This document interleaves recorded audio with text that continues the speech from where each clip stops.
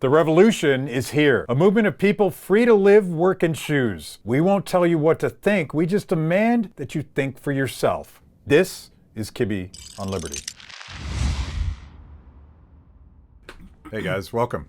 Thanks for having us. Thanks. How is it out there? It's like hot as hell out there. Dripping. Dripping. Yeah. You guys have just published a book. When did it come out? May 10th. May 10th. Okay, so not brand new, but pretty new. Black Liberation Through the Marketplace. And I'm only halfway through, I'll admit, but so pardon my ignorance on the second half. But I feel like it's a positive classical liberal response to the 1619 Project. Yeah. And my buddy Phil Magnus has been on dissecting the 1619 Project, but it's more a critique of what they're doing as opposed to we have this positive, beautiful vision and history of how freedom and community and markets lift people out of oppression, and that I feel like that's what you've tried to write here. Is that a fair? Yeah. I think that's half of it, right? But the other half of it is how do we acknowledge the oppression that did occur in a way that makes sense to conservatives and libertarians? Right. We're not asking you to give up on the American project. What we're saying is, no, it was the violation of our liberal commitments that led to what Black Americans experienced. And we want to be really, really honest about that and actually use that as an example to teach people about the value of private property rights, freedom of contract, and the rule of just laws. Yeah. But I think it is also, as you said, right, a positive project. We're not interested in simply just critiquing other people. We want to put forward, a vision for how classical liberalism can actually lead to prosperity, uplift, and flourishing. So I think you've got that absolutely right. That was definitely part of the goal. Yeah, and I like the mindset of a process because I'm a sort of a Hayek guy that thinks about life and problem solving and America as a process of becoming something better than it is, and that I think is something that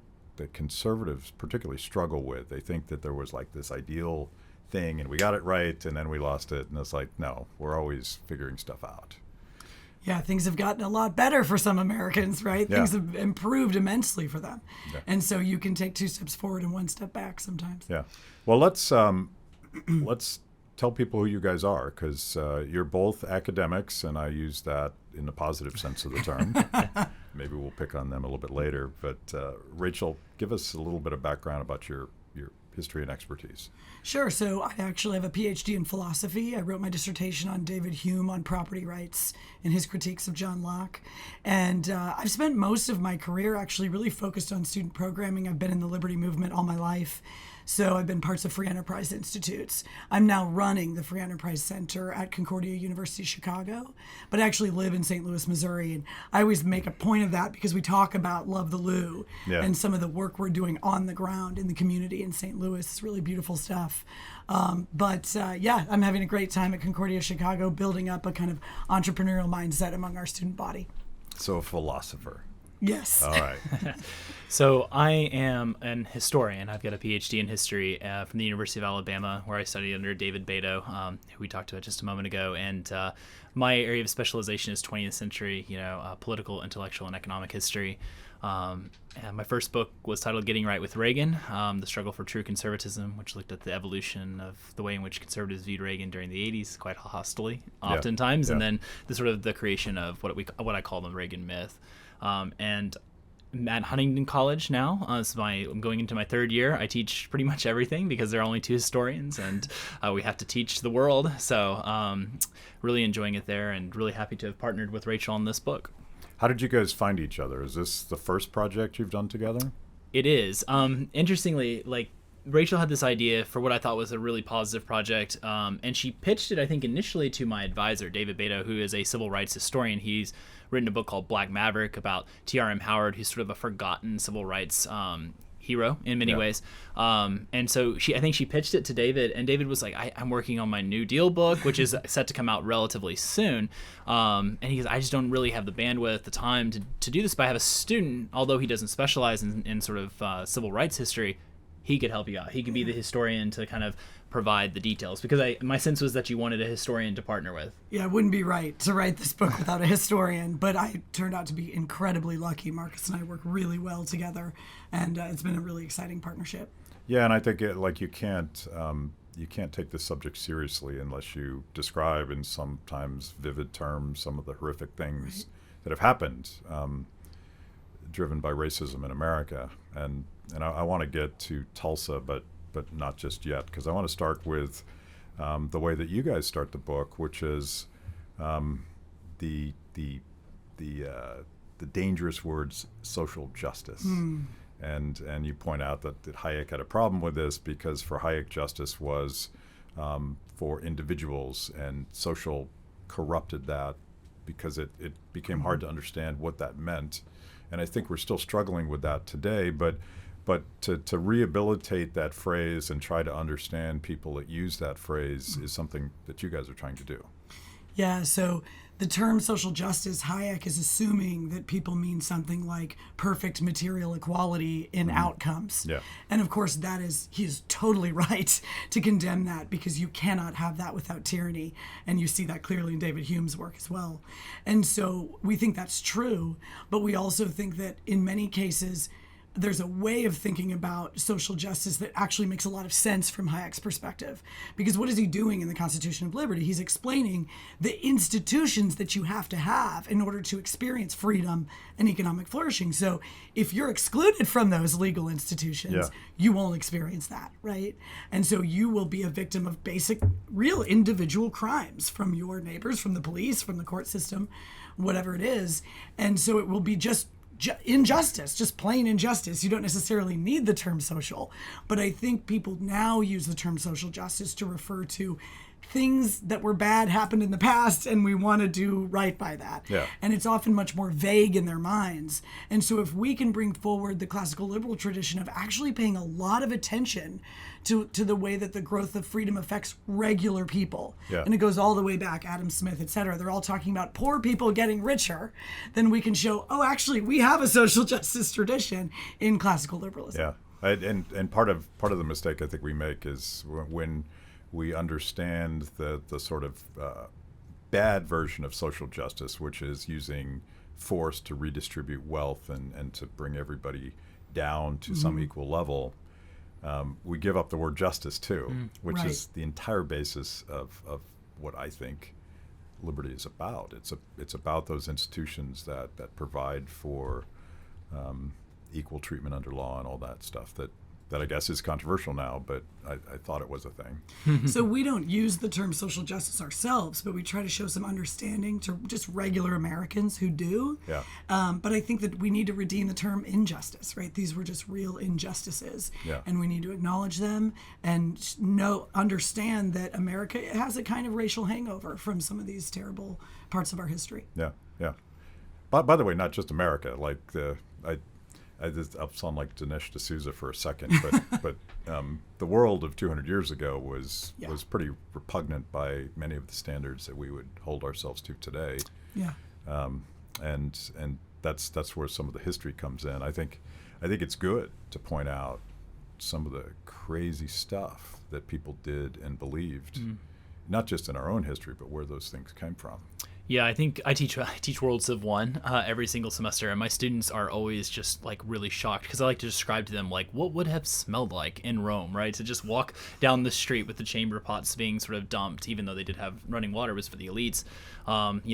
50% of newborns die, or babies die, young children die by the time they're 10. I mean, they're exposing babies. The Romans are, I mean, it's a completely different world. And that world doesn't change until the Industrial Revolution, the advent of sort of the bourgeois virtues, going to Deidre McCloskey, right? The advent of capitalism and industrialization. And we can critique it. We can, talk about the environment and other things like that. But in the grand scope of things, people are incredibly better off than they were before. I mean, it just the ability to walk into a supermarket and you have fresh fruit all year round, like in every other time in human history would have been considered just miraculous, and we just take all these things for granted.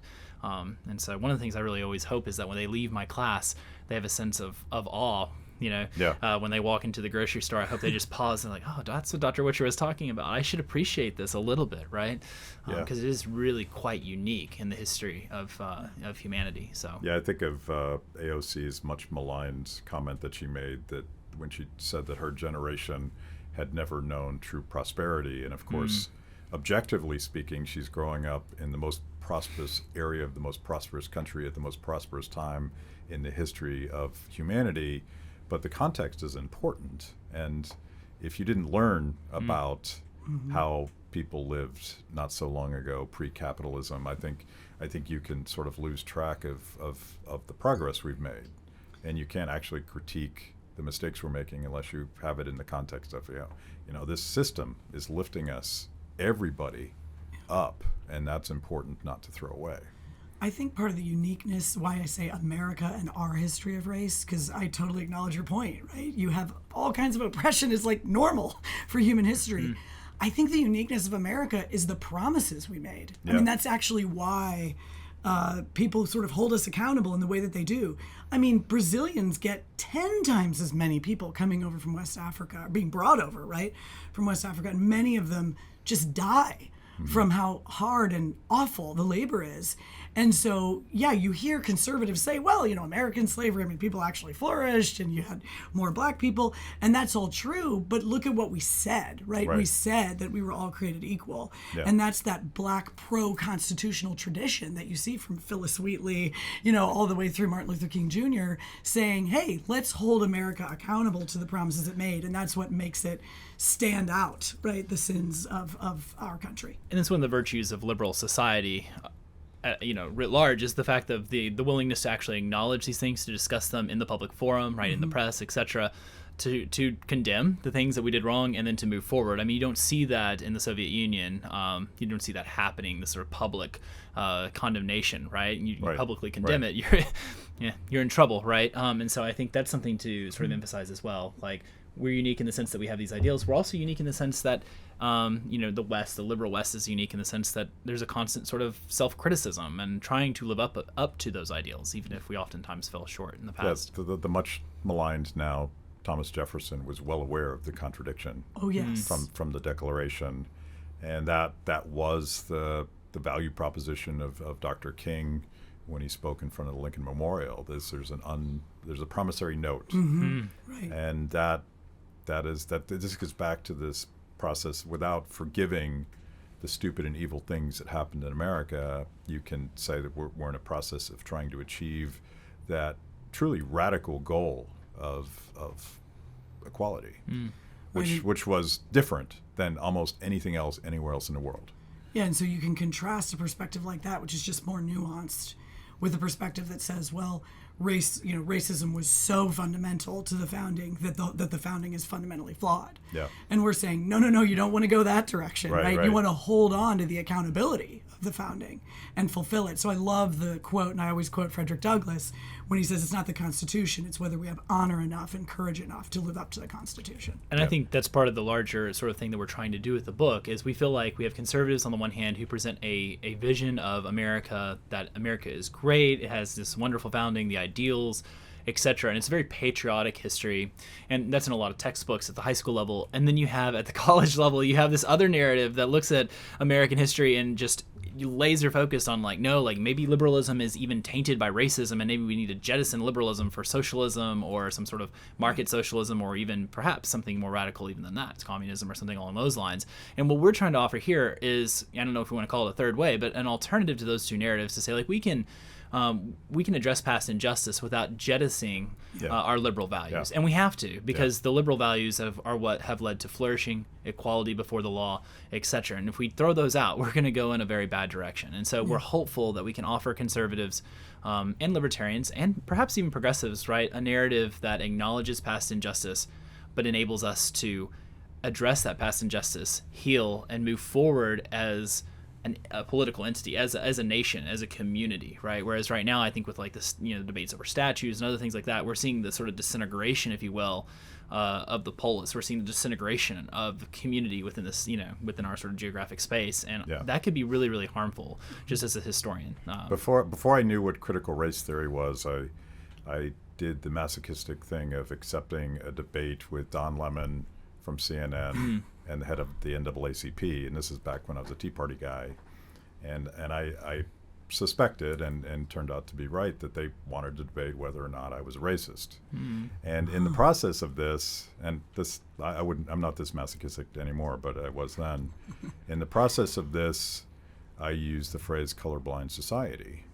And I also quoted without attribution, judge people based on the content of their character. And Don Lemon challenged me, and he's like, that's not right.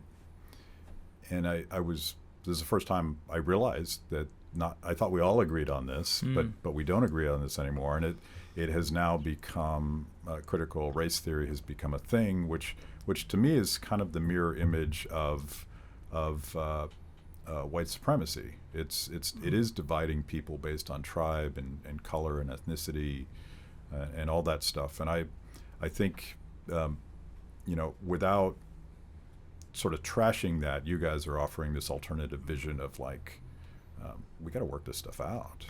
One of the things that I was most excited to discover in my research is this very pro-Black classical liberal tradition, actually, where you have people like Rose Wilder Lane writing at the Pittsburgh Courier. She's one of the three mothers of libertarianism, and she's giving libertarian arguments for Black freedom. She's trying to educate white people about lynching.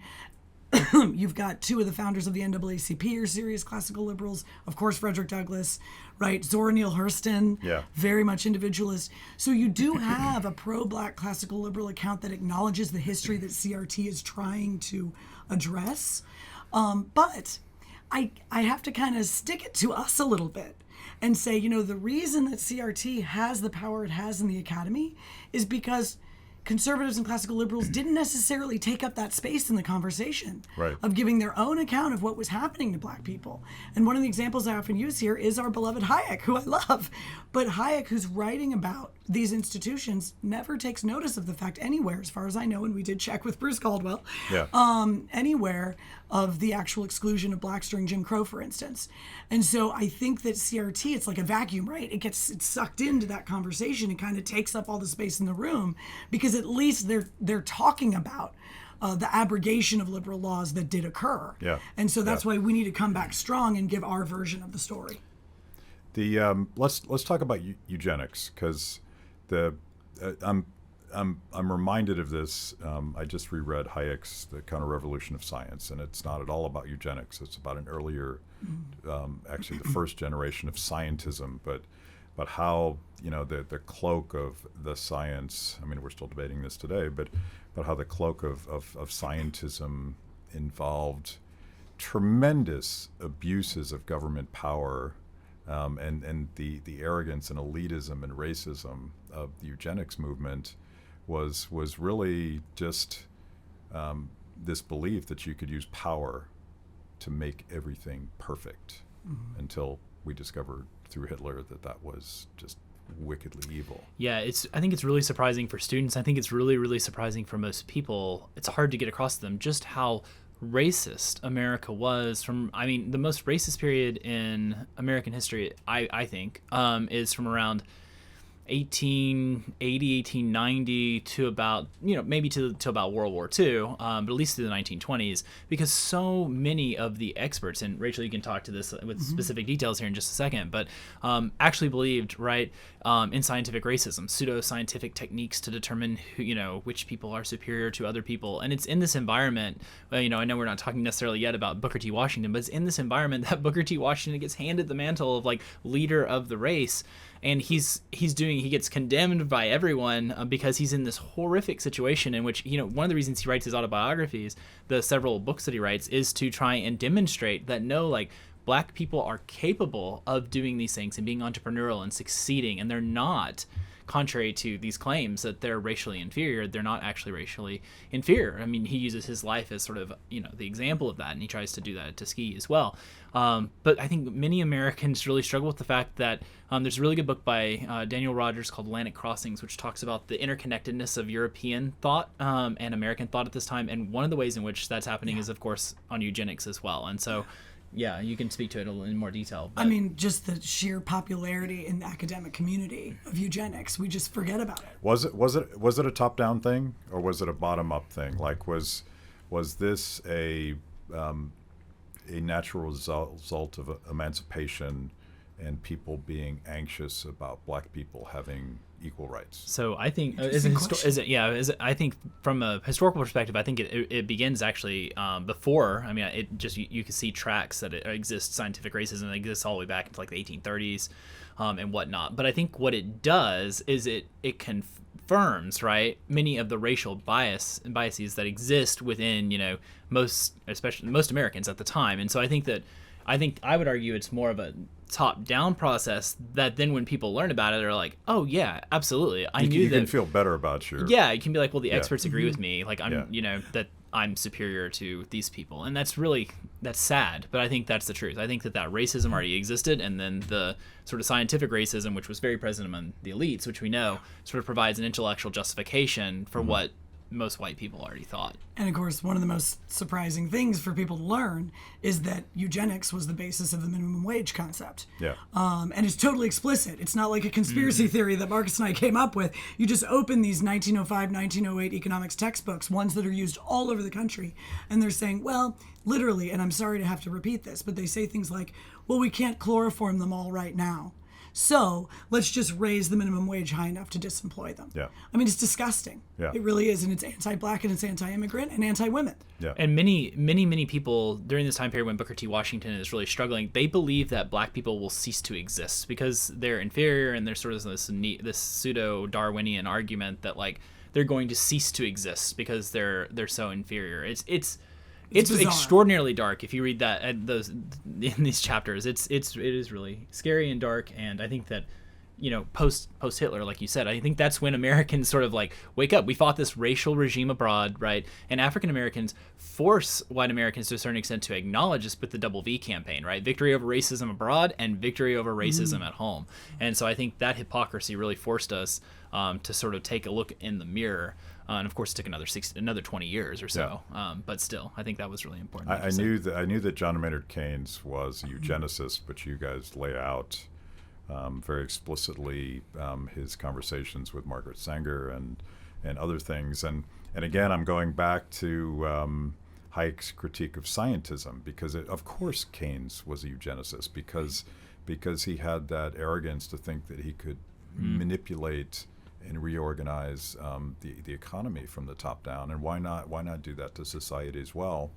And I think this has to be the basis of our critique of government endorsed or even government created racial disparities that you go on to outline throughout the book. Yeah, there's such a stereotype in people's minds of associating racism with conservatism. And you see that the most egregious harms to black Americans were actually brought about through progressive policy, major federal projects that were, the largest spending outside of war, like the highway system, is what really destroys black communities. Not just, your neighbor doesn't like you because of the color of your skin. Yeah. That hurts, but that's not going to take away your home.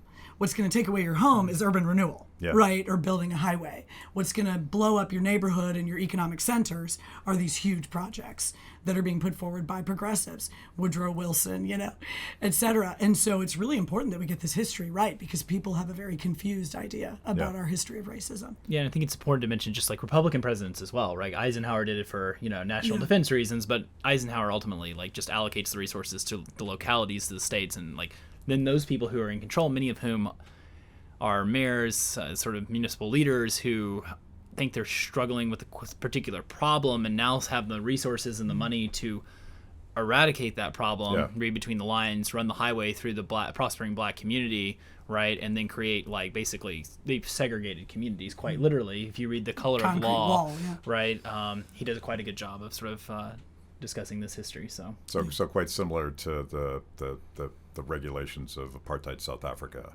with minimum wage laws and limits on your ability to work, and bans on interracial marriage, and just geographically separating people so that it was hard. From Soweto, it was impossible to get to the places where the jobs were.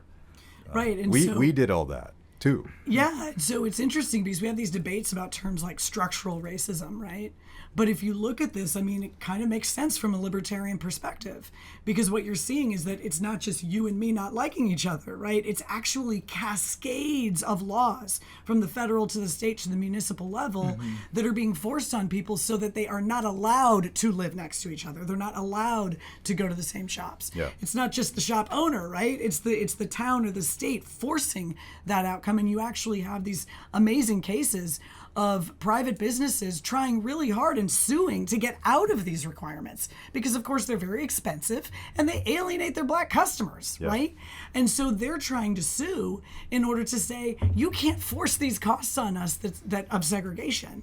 And so you do see a little bit of that market pushback against all of this, but you see how much the racist structure was imposed through law. Right. And that's to channel my old professor, Walter Williams, in The State Against Blacks.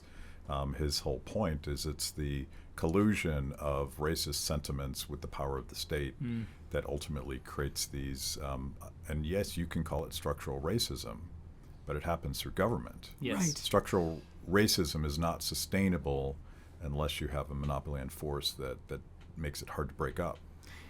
Yeah, and I think one of the most egregious examples is, of course, the FHA loans they would not grant loans to Black Americans by and large because they wanted quote unquote homogenous neighborhoods, right?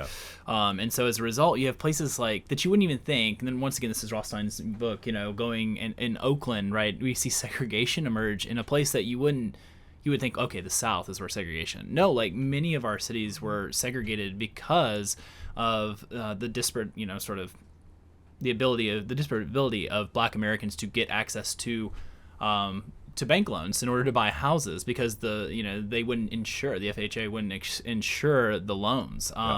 And so I think, of course, then Rothstein's like, well, the answer is massive government intervention at the end of his book. And we're like, no, stop. Like government created the problem, right? We need to acknowledge this as libertarians and as classical liberals. And I think that it's really, really important for our progressive friends to recognize that as well, because we just recently had debates about, we're having a debate about what gun laws need to be enacted.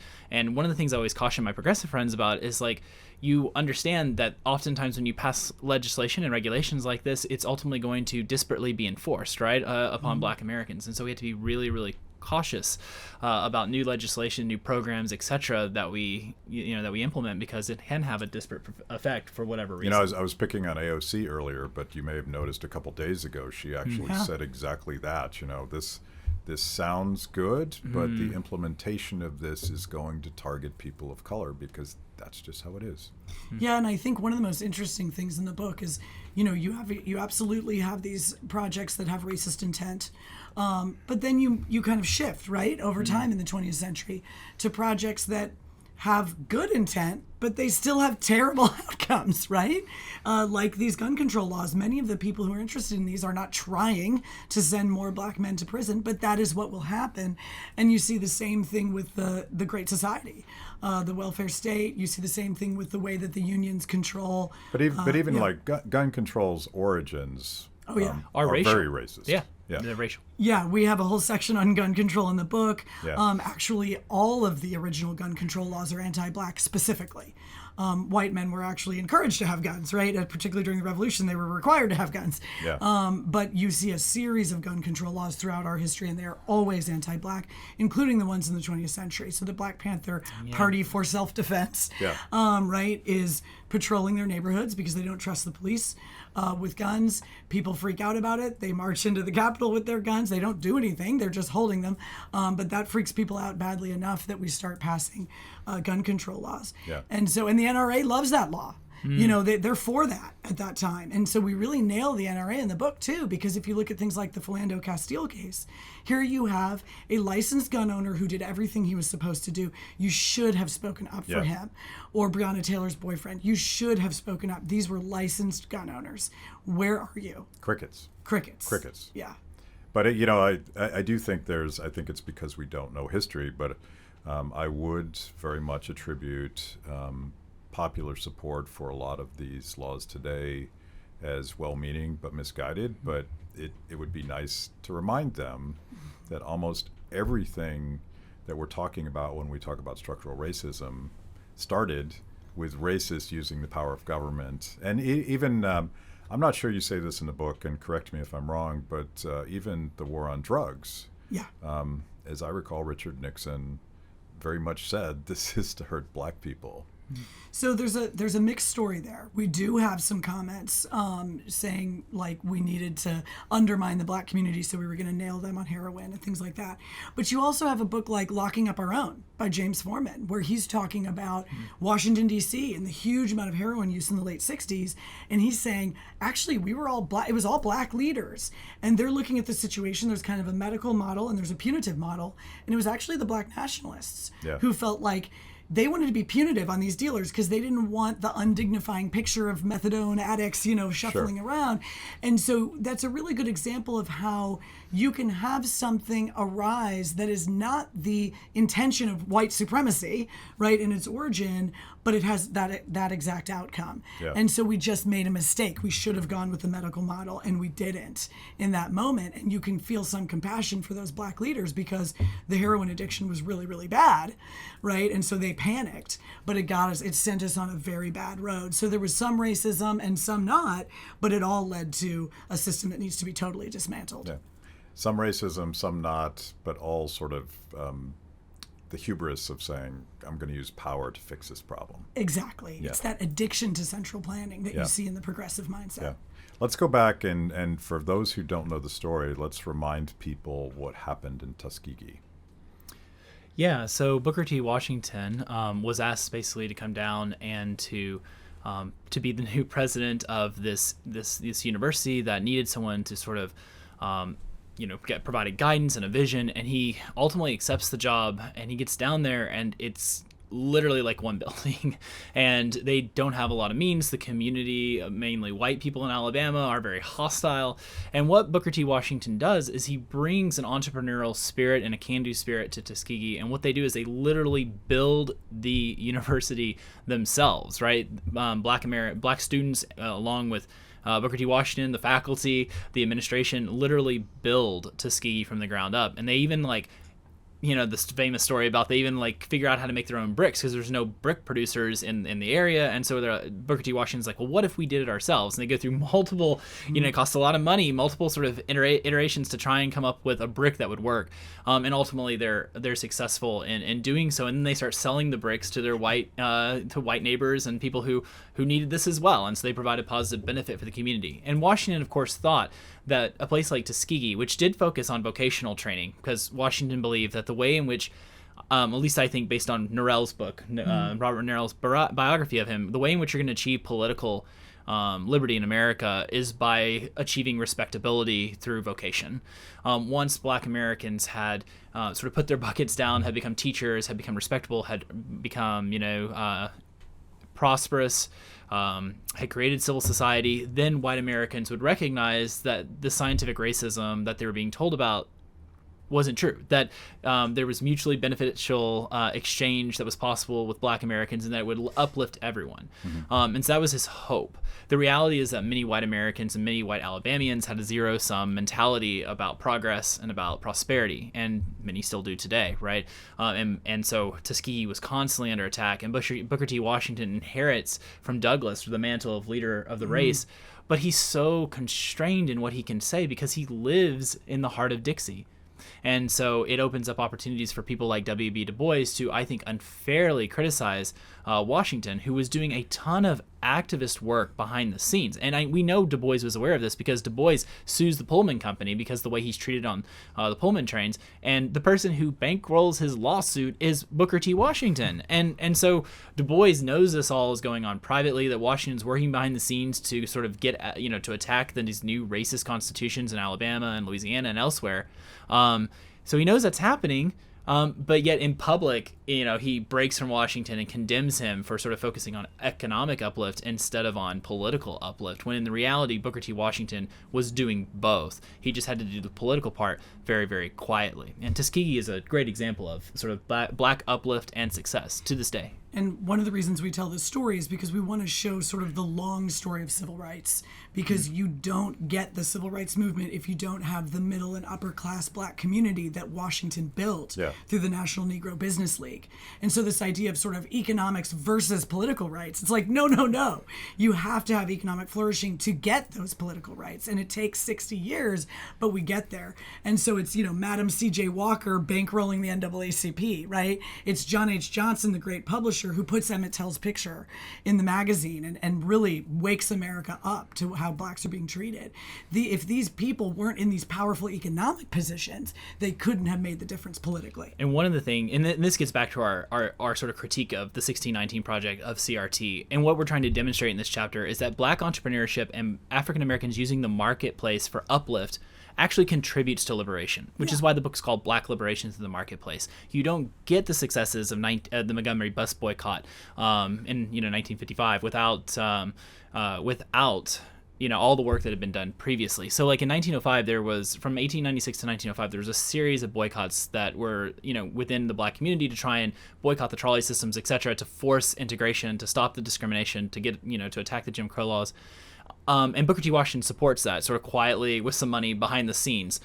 But it ultimately fails. And one of the things that I ask as a historian is, why did it fail in 1905 but succeeded 50 years later? And the answer to that is this thick civil society that was developed. So the Washington view of slow, gradual improvement. One of the ways we see this manifest is through organizations, fraternal societies like the Black Elks, who had to fight legally to keep their name, and in the process created and trained black lawyers who ultimately end up going and serving in the NAACP once it's created. And of course, later on, those people bankroll and provide money, right, for the emerging civil rights movement. And so it's this thick civil society that's created through entrepreneurship, through economic uplift, and ultimately through the marketplace, which enables the civil rights movement to have success. I think part of the reason why Americans aren't aware of this is because I think we just don't teach it in high schools. Sure. It's like we teach about emancipation and then, hey, there's MLK. This is sort of Deirdre McCloskey's point about the democratization of she calls it innovism, but innovation and individual creativity that is one of the natural byproducts of free markets. I don't like the C word so much because I think it has some baggage, but free markets, and you guys apply that sort of radical democratization to freed black Americans. Mm-hmm. Yeah, and actually we could say the same. I love McCloskey and I love her work on virtue. We can say the same for the black church as kind of the cultural womb of black America, where you have one arena, even during slavery, in which black people actually have leadership and respect and sort of privacy, right? And out of this comes the great leap forward in literacy that we see in black America, the incredible value for education, and then many of these mutual aid societies and all, just kind of the networking. James Baldwin talks about this. He says the church has to carry like kind of all of the networks of the black community because it was the one place where they really had to themselves. And so you see the power of that in the civil rights movement with Christian nonviolence, right? And it's just such an ethically sophisticated movement because the black church is 200 years old at that point, right? Yeah. And there's a vision of liberation that's coming from, the story of Exodus. Yeah. So there's a lot of power behind that movement. And so that's a thick civil society institution. Yeah, MLK could not have happened without that support structure. Right. And by the way, it's private. This gets, I hate to quote Hayek so much, but these robust private institutions solve problems, and they weren't planned. People just come together and do these things, and that to me is like, I am sort of hardcore skeptical of government power, even for things you want government to do well, because politics screws up everything. Right. And even this might be a great jumping off point for the criminal justice system, because of course, like one of the proper roles of government is to defend life and property, but politics screws up everything. Right. So you guys both agree that there are racial disparities in the criminal justice system, the enforcement of it. Why does that happen? So there's actually a section in the back of the book where I show that we can attribute a lot of that to class differences. For instance, inner city poverty is concentrated poverty. white rural poverty, right, is dispersed. So you're going to have a different relationship with the police in that situation, whether you're black or white, But I also show, and I go piece by piece, to show that even if you adjust for everything else, you still see disparities between the way that whites and blacks are treated in the criminal justice system. So there's some classism, and there's still some racism too, for sure. So I think we can see that clearly. I think that we also need to acknowledge, though, that a lot that's wrong with the criminal justice system is kind of boring bureaucratic stuff. It's like the prosecutor has too much power. The prosecutor's office is a black box. We don't know how they're deciding who to charge and how much to charge. Public defenders aren't well funded. And so what we try to do is bring a little bit of a market idea to those circumstances. And we draw here on Injustice for All by Jason Brennan and Chris Supernaut, who are saying, let's think about incentives, people. If you have a pool of money that's funding both the defenders and the prosecutors, and you have to switch back and forth between the two as one of those lawyers in that pool, and even if you're rewarded in pay by how much you win, at least you're fighting equally for both sides. But what do we have right now? We have the prosecutor with the power of his entire office and the police behind his investigation. And then the criminal defender public defender has 5 minutes to look at your case. Yeah. So it's absolutely biased against people who don't have money, who don't have resources, who don't have time.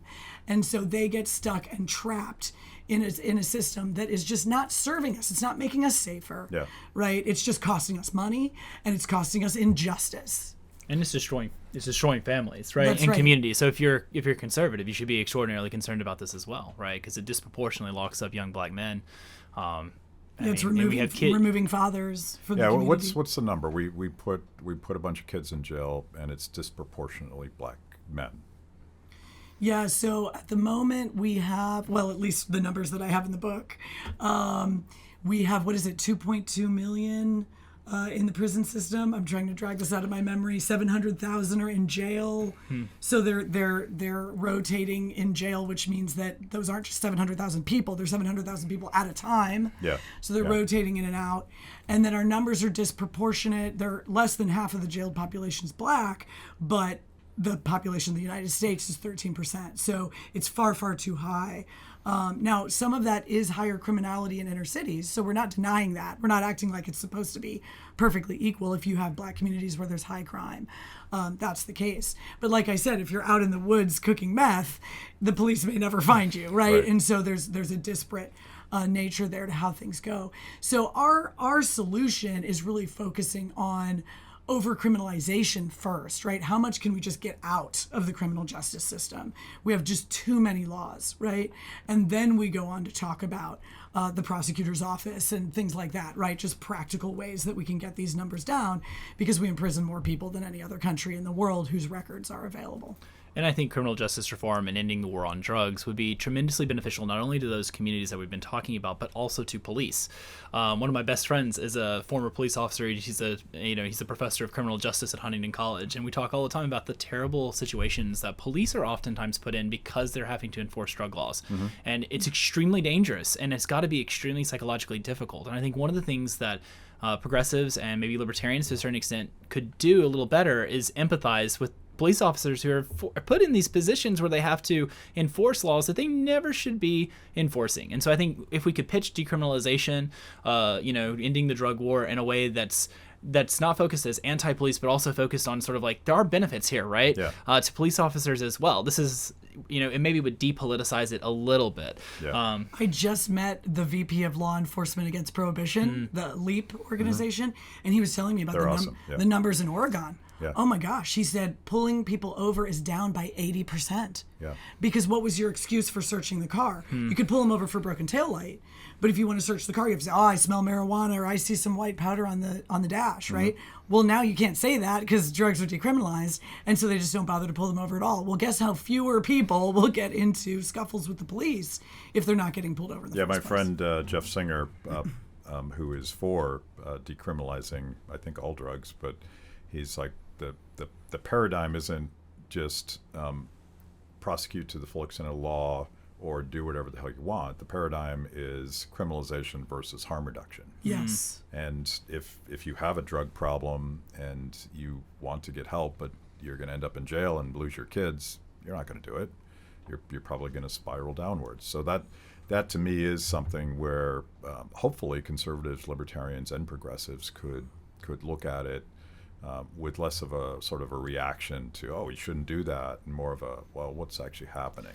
Yeah, so we draw on that book, Prison Break, how conservatives turned against mass incarceration in the book. And it's really interesting because you've got these like evangelical Christians in prison fellowship, right? Right. And they're meeting guys in jail and they're going, this guy's not really a danger, he's just kind of a knucklehead. Or he's a bad guy, but we're making him worse, right? And so they're kind of waking up to the uselessness of our prison system. Yeah. Then they meet the people at Pew Research and they look at the numbers and they're like, oh my God, look at how much this is costing us, and we're making things worse in terms of recidivism.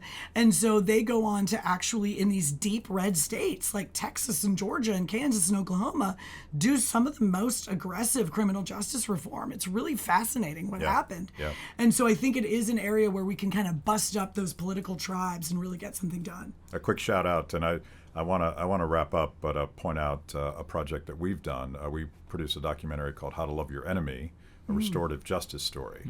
And it's about a community in Longmont, Colorado that has gone even further. Restorative justice basically takes it out of the criminal justice system altogether. Real restorative justice, Right. not the slogan, because there are certainly DAs that just say it and let bad people out, and that's not what we're talking about. We're talking about accountability and making victims whole.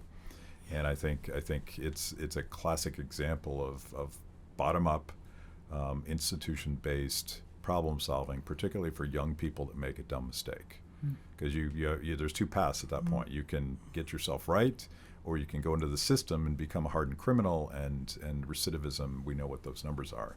So I'll send that to you guys because you just check that out. But let's wrap up by we've talked about how innovation and markets have been the way that Black Americans have either worked around or solved some of these structural government barriers to freedom and integration.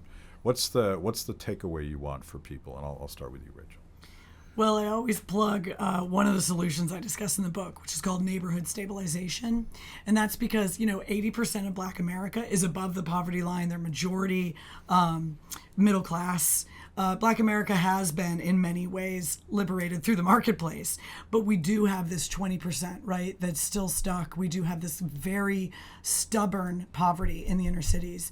And no matter whether we get all the policy changes we've just talked about right now, we have really destabilized neighborhoods where there's just going to be a gap. There's going to be an inability in bandwidth for people to take advantage of the marketplace unless civil society steps in. So there's this wonderful movement that I just call neighborhood stabilization. And I'm talking about books like Toxic Charity by Bob Lupton or When Helping Hurts by Brian Fickert, where they talk to us about the way we do our philanthropy and our charity. And they're saying, you're just sort of imitating the welfare state, right? It's faceless. You're handing out things from a soup kitchen. This is not going to help people transform their lives. Instead, we have to go into the neighborhood, live with people, walk with them through life, hyper-local, block by block, 8 to 10 years of loving personal presence per block, right? But it's happening. It's happening in Atlanta. It's happening in St. Louis. It's really, really exciting. And frankly, I think it's kind of the only solution because so much destruction has occurred in these very isolated, ghettoized neighborhoods that you have broken down the basic things like family structure and employment networks.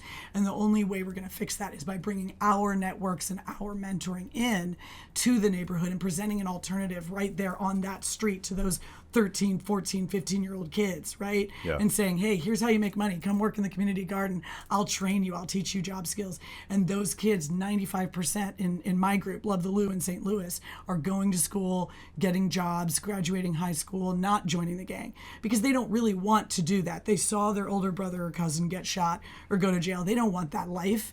It's just that they have no alternative in that little 4 to 6 block area, which is their whole world. Yeah. And so we have to bring that alternative into the world. And it's really exciting work. I hope people will join in. Bottom up, face to face. That's right. Exactly. Yeah, I think the big takeaway, if I wanted to leave viewers with with one thing, is that this book, what we're trying to offer, right, Americans, is this third way where we acknowledge past injustice. We can speak very knowledgeably about these things. We can embrace things like transitional justice, like they're doing in Tulsa, Oklahoma, trying to heal communities on very concrete elements of injustice that have happened in the past. So we can acknowledge the past injustice, but we cannot jettison, right, the liberal values that, while imperfectly applied over the course of the last 250 years or so, are essential for prosperity and flourishing. And so if we're actually going to solve the problem, right, the book offers, markets, it offers liberalism as the answer, not as the problem. And so we can't embrace, CRT and the 1619 Project, and we can't continue to fall back on old tropes that have been that are incorrect, right, historically. We have to move forward, address past injustice, but not jettison our liberal founding. So people are going to have to read the book, because I wanted to talk about the Tulsa Massacre, and of course we didn't get a chance to do that. We didn't talk about the corruptions in the education system at all, which could be a whole nother episode. But how do people get the book, and how do people find you guys? Amazon.com, $18. We actually wanted it to be both very readable for just regular people, but also very affordable. So we asked them to take it straight to paperback. So it's just $18 on Amazon. I'm at Liberty Ethics on Twitter. You can link in or Facebook with me as well. And you can find kind of everything we do in terms of speeches and articles at RachelFergusonOnline.com. Yeah, and I'm on Twitter at Marcus Witcher. So it's quite simple. By the way, it's shockingly readable for two academics like yourselves. Thank you. I consider that a compliment. That's the highest praise. We worked hard on it. Thank you, guys. Thanks. Thank you.